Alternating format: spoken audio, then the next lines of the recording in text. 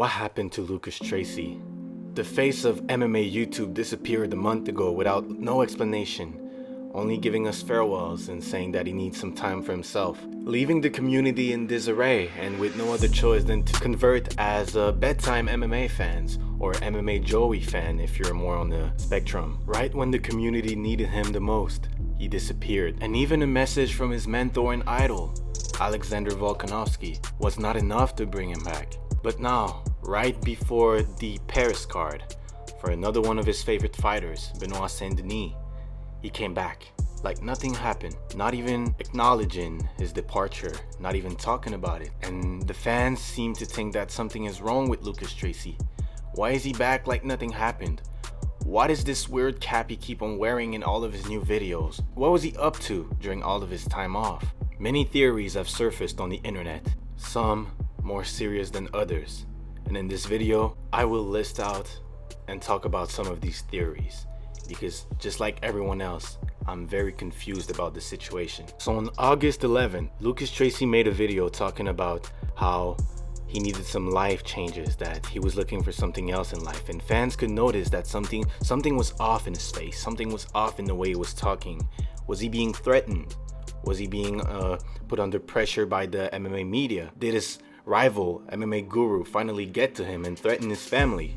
Nobody could know for certain. But one thing we can know is that the powers in place and established institutions, there's nothing that they hate more than a fast-rising personality, challenging the codes and making an audience for themselves that could take away from their audience. And the most suspicious part about all of this is how this announcement came straight away, like maybe 2 weeks after he finally hit 100K. Which reminds me a lot of the story of Icarus, who, after getting his wings, thought he could fly too close to the sun. That could be a metaphor regarding Lucas Tracy increasing fame and the powers in place telling him to slow down, or else they're gonna have to take action. So who was responsible for his disappearance?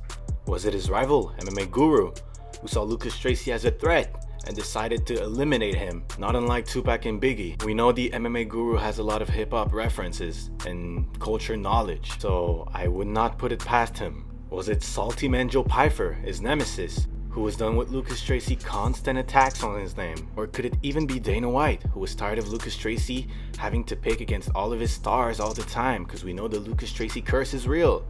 So maybe Dana White had to put a stop to it. Questions, questions, questions, but no answer.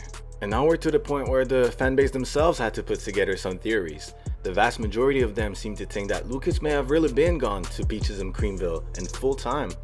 And others, which is one of my favorite theories, is that Lucas may have been involved with some shady business. He may have gotten involved with the mafia. We know he's from Jersey, I think, and there's some mafia around there. New York, you know what happens over there. And since being part of the mafia comes with an aesthetic, now he's going for the Peaky Blinder look. Some other people seem to take it less seriously, which I don't get.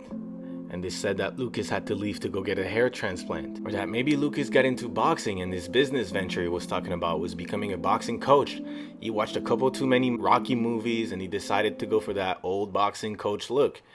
Nobody knows. Nobody will ever know. But my theory, if I really did put two and two together, my theory is that Lucas Tracy has been cloned.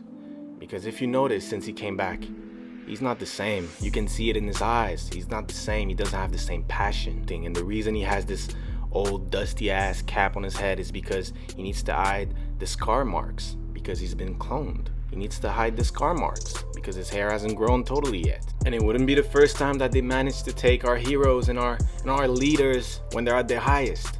Just look at Kanye. The fact that all of this happened to Lucas Tracy right after hitting a big milestone. The fact that he's coming back like nothing happened, wearing a cap to hide his head. The fact that he doesn't have the same energy in his video. The fact that he came back from Benoit Saint-Denis. Of all people, Benoit Saint-Denis. He did not react to the Volk message, but he reacted to a Benoit Saint-Denis comeback. And you know, if you know the UFC, they're trying to push Benoit Saint-Denis so damn much. They gave him the Poirier fight, and all of it just seems like a big propaganda machine. And I wouldn't be surprised who better to use to push their propaganda and push their hype trained fighters than to get Lucas Tracy and clone him, and then make him push the agenda that they want him to push. So yeah, it all makes perfect sense in my head. They cloned Lucas Tracy because his opinions, his picks, his rise, everything was going too fast, too good. and they had to put a stop to it. They had to put a stop to it. And now they can use him, they clone him, they can use him to push whatever agenda for whatever fighters they want him to talk about. It's really sad, but you know what they say. Happens to the best of us. But yeah, you guys let me know what you think. I'm still waiting to see how this whole case plays out, but I'm gonna be here to talk about it. See you guys soon.